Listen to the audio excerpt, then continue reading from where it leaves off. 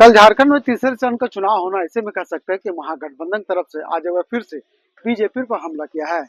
कह सकते हैं कि जेएमएम के महासचिव सुप्रियो भट्टाचार्य ने एक बार फिर से बीजेपी को निशाने पर लिया है। उन्होंने कहा कि झारखंड में हुए अब तक चुनाव में बीजेपी शून्य पे खड़ी है। ऐसे में कह सकते हैं कि महागठबंधन ने झारखंड में 14 सीट पर क्लीन स्वीप करने की बात कर रहे हैं। क्या कुछ कह रहे हैं जेएमएम का नेता सुप्रियो भट्टाचार्य, चलिए हम आपको सुनाते हैं। कल देश में लोकसभा के छठे चरण का चुनाव है और हमारे इस राज्य में तीसरे चरण का चुनाव है 4 सीटों पर, जिसमें रांची है, जमशेदपुर है, गिरिडीह है और धनबाद है। इसके पहले 20 तारीख को 3 लोकसभा सीटों पर चुनाव हुए, जिसमें हजारीबाग, कोडरमा और चतरा था। और इसके पहले 4 पर चुनाव हुए थे और शेष 3 सीट 1 तारीख को जो संथाल परगना की तीनों सीटें हैं वहां पर चुनाव हुआ। ये चुनाव हमको लगता है कि बहुत ही पहली बार सोच समझ करके, किसी भी बहकावे में नहीं आकर प्रबुद्ध मतदाता अपनी मताधिकार का प्रयोग कर रहे हैं। भारतीय जनता पार्टी जो इस चुनाव में प्रथम चरण से ही पिछड़ते नजर आई और जो भाषाएं उनके द्वारा कही गई, धर्म के नाम पर, संप्रदाय के नाम पर, और अब वो चीजें धीरे धीरे जब एक बहुत बड़ा वर्ग उनको निष्कासित करने लगा, तो धर्म से नीचे उतरकर वो जाति समूह में बदल गई। हम लोगों ने देखा था कि जब चुनाव का टिकटों का बंटवारा हो रहा था, जो मतदाताओं का एक बड़ा सबल और प्रबुद्ध वर्ग है, क्षत्रिय समाज, उनके प्रतिनिधियों को टिकट से वंचित किया गया, तो उनकी एक नाराजगी है। और समाज का एक बहुत समृद्ध बौद्धिक वर्ग,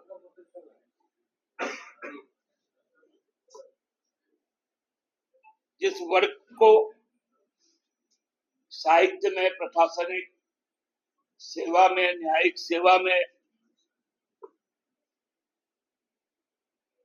शैक्षणिक सेवाओं में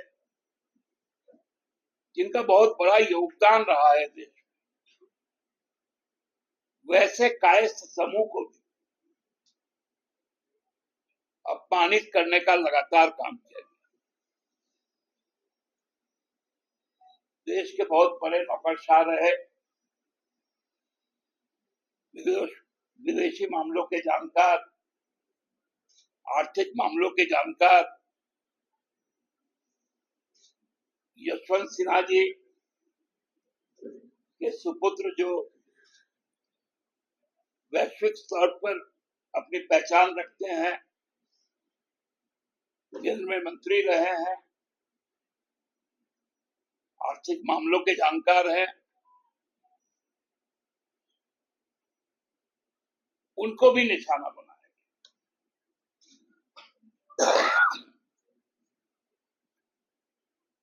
क्योंकि वो जानती है कि हजारीबाग चुनाव वो हार गए, तो सारा ठिकरा उन पे फोड़ने की। भाजपा जानती है कि कल धनबाद का जनादेश क्या आएगा, तो राज सिन्हा जी को, उनको भी राजनीतिक मोहरा बनाया गया ताकि ठिकरा उनके सर पर भी फोड़ सके।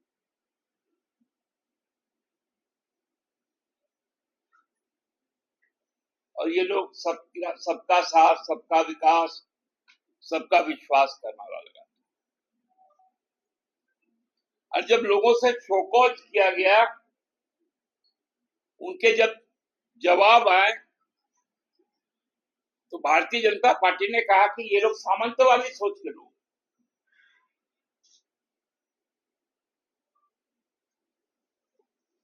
कैसे कैसे रंग बदलते रहते हैं लोग।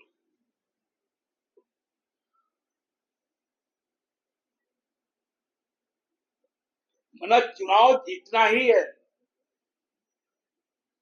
इसलिए किसी भी पृष्ठभूमि का व्यक्ति हो,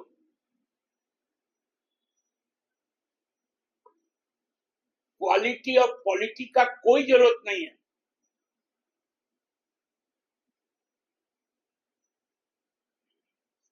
कॉमन कॉज का कोई रिस्पॉन्सिबिलिटी फिक्स नहीं हो, केवल चुनाव में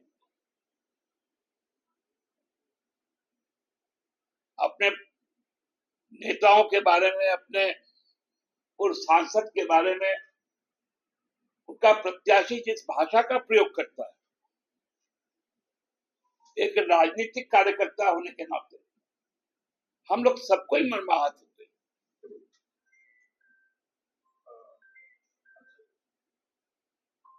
किधर जा रहा है समाज, और जो बौद्धिक समाज है उसको तो अब समझना पड़ेगा। यह समय उनका कि वो अपना दिशा तय करे।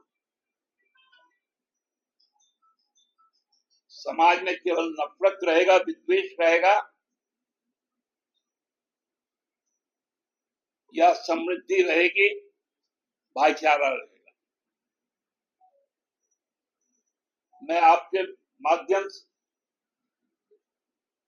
इन 4 जगहों पर जहां मतदान होने, और चारों जगह अपने आप में इस झारखंड राज्य के राजनीति को बहुत प्रभावित करती। रांची तो चूंकि राजधानी है, औद्योगिक राजधानी जमशेदपुर, खनिज की राजधानी धनबाद,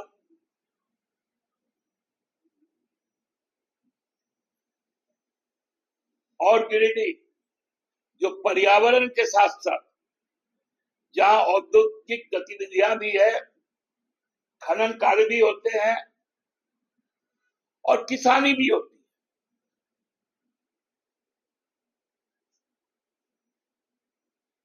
है। इन चारों जगह में आम मतदाता ज्यादा से ज्यादा संख्या में मतदान करे,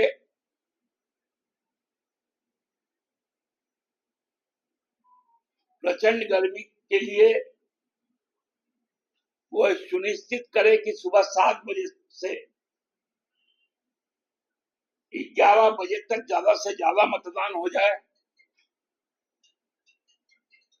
और फिर 4 बजे से जाके लाइन में खड़े हो जाए, ताकि 5 बजे के बाद जब उनके पास में ऊर्जा आ जाए, तो 6 बजे तक, 7 बजे तक, 8 बजे तक वो मत डालकर ही निकले। क्योंकि चुनाव आयोग भी चाहता है ज्यादा से ज्यादा मतदान, और हम पॉलिटिकल पार्टी भी चाहते हैं कि ज्यादा से ज्यादा मतदान, ताकि राजनीति की गुणवत्ता बनी रहे, और जो आज वर्तमान में सत्ता में है उनकी सोच को हम बदल सके। धन्यवाद। तो ये क्या फिर से क्या जाति का कार्ड खेल रही है? नहीं, देखिए, ये तो उन्हीं के एक महासचिव ने कहा और आप लोगों ने छापा, आप लोगों ने चलाया, हम कहां कुछ कह रहे हैं।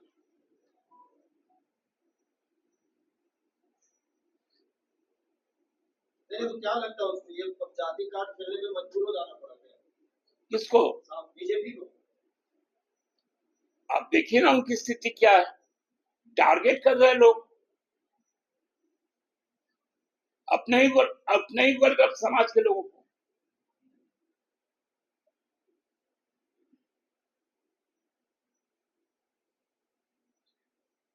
इसलिए हम लोग इस बात को कह रहे हैं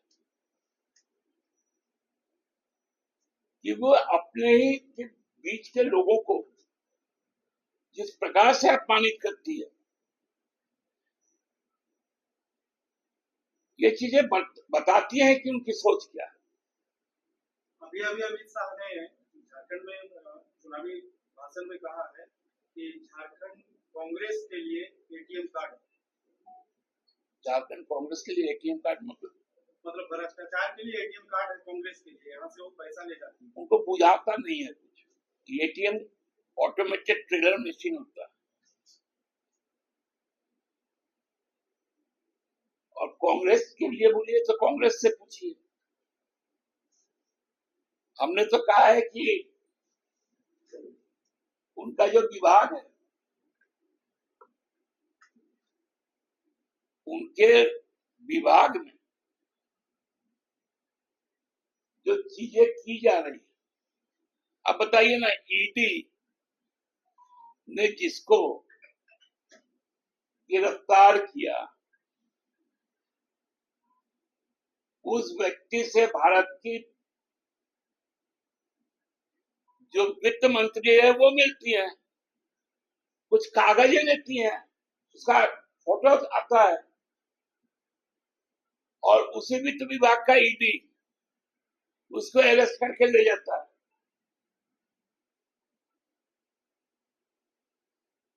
तो अब भाजपा किस स्तर पे उतर गई। कल वहां का एक गोड्डा के सांसद है, उनके साथ में प्रचार करने आए हुए यूपी के एक विधायक राजेश्वर सिंह, जो सरोजनी नगर लखनऊ के विधायक हैं, पूर्व में वो ईडी के डेप्यूटी डायरेक्टर या कुछ ऐसे पोस्ट पे थे, 22 में उन्होंने रिजाइन कर दिया। उनको साथ बैठाकर बोल रहे हैं कि भाई ईडी का सामान चल गया।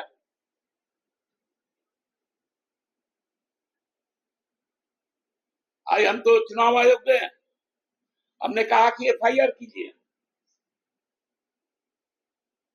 और ईडी से आप सवाल कीजिए, अभी तक उनका खंडन क्यों नहीं आया।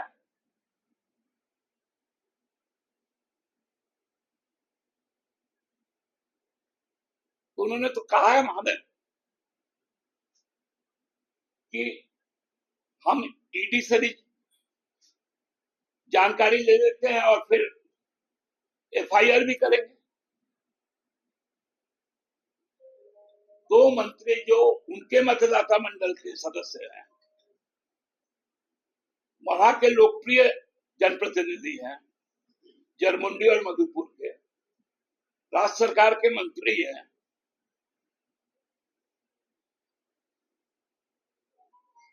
वो तो बोलते थे कि इंडिया गठबंधन से कोई आएगा तो हम तो प्रचार में ही नहीं लेंगे।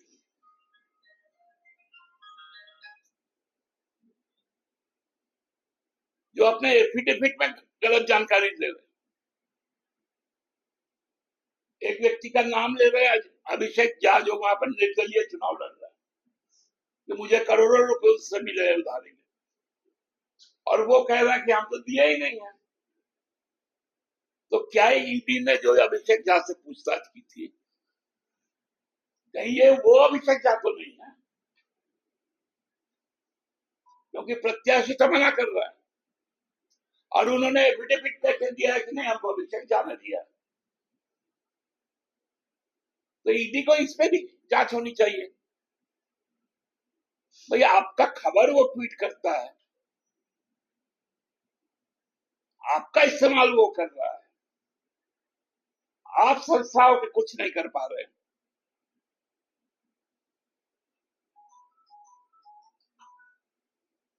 तो कहावत है ना, मरता क्या नहीं करता। तो ये भाजपा अब अपने अंतिम सांसों की लड़ाई लड़ रही है। जो 1 तारीख को समाप्त हो जाएगा और 4 तारीख को